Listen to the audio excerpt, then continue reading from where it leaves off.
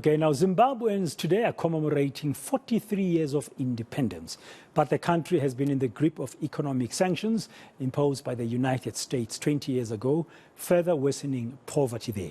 With elections looming later this year, the civic space is rapidly contracting, including the criminalization of dissent and the targeting of political activists and human rights activists. Well, let's unpack this further as we look at a 43-year-old Zimbabwe with Amnesty International Researcher Nkululeko Majozi. Nkululeko, good afternoon. Thank you very much for your time. Just reading that intro to our chat now just tells me that democratic spaces in Zimbabwe have been suffocated 43 years later, besides the economic hardship. I mean, what's there to celebrate in Zim?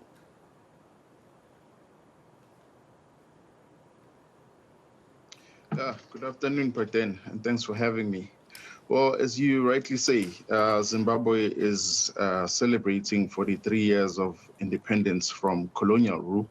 That's one thing that the country can celebrate, being free from colonial rule. But as you rightly point out, civic space is rapidly shrinking in the country. It has been shrinking for a while. And what we are seeing is that the country now is characterized by an intolerance for dissent, whereby political activists and human rights defenders are being actively targeted by authorities for expressing dissent. What we are seeing concretely on the ground is that the government and authorities in Zimbabwe are failing to uphold the constitutional rights to freedom of expression, freedom of peaceful assembly, and the rights of people to protest, essentially. And as Amnesty International, we are calling on the government of Zimbabwe and authorities to stop criminalizing dissent in the country and to ensure the leveling of the playing field in the country as we fast approach the elections later in the year. Yeah, if you talk about leveling of playing fields and talk about equality, what comes to mind, I would assume you've seen the Al Jazeera investigation into gold trafficking and resource theft, involving billions of dollars, and mentioning Emmerson Mnangagwa, the president of Zimbabwe, and other senior officials involved, which has robbed the country of much needed resources and placed the wealth in political elites. Yes, very much. The issue of corruption is a great challenge in Zimbabwe, and it's also fueling the pressure in terms of the realization of social economic rights of the people of Zimbabwe. What you find in the country is that people's socio-economic rights, people's rights to health, people's rights to social protection, people's rights to a dignified life with employment and a good opportunity at making it in life are being trampled upon, and the issue of authorities being involved in such corruption is only making matters worse, as it takes away resources into the investment of the things that are needed for people to realize their socio-economic needs.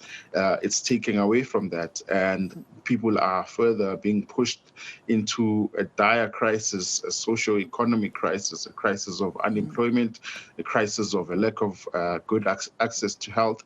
The health system in Zimbabwe is in tatters as we speak, and the siphoning of the country's funds and resources and minerals in terms of gold and so on is only adding fuel to fire in that aspect. Yeah, from Amnesty International's perspective, I mean, your people on the ground, your colleagues on the ground, what are you seeing? Are you seeing a deepening of authoritarianism in Zimbabwe? I'm asking this because of the history of how ZANU-PF has dealt with opposition, like the Movement for Democratic Change.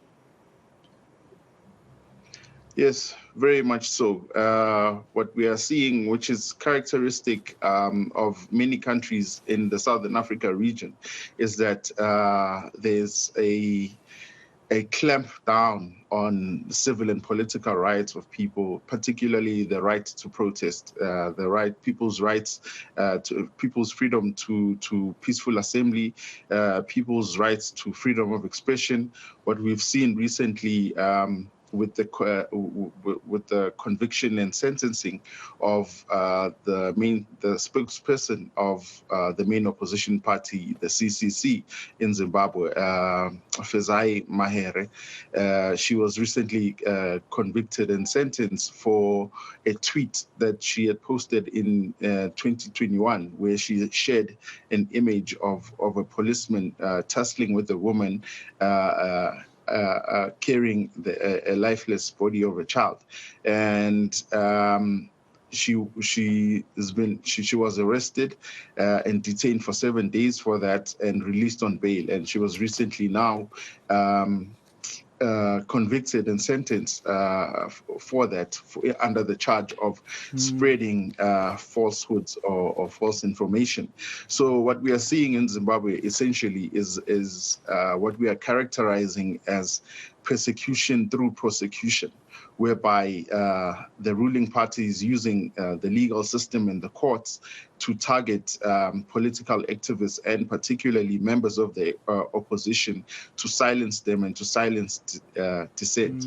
Another classic example is the issue of the chairperson of the CCC, Job Sikala, who has been in detention now for over 300 days. It's nearly now a year of him being in incarceration without having a fair trial.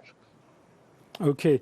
Final question to you, Nkululeko. From what you've just answered, would it be a fair assessment if we were to postulate and say Zimbabwe is in for a long history of political repression going forward?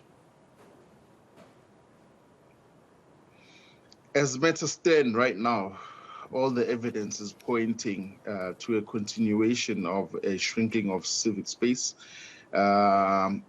You know, it was hoped when President Emerson Mnangagwa came into power back in 2017 and voted in 2018, that there would be a change in the country's fortunes, and that a new chapter of the respect of human rights will be witnessed in the country.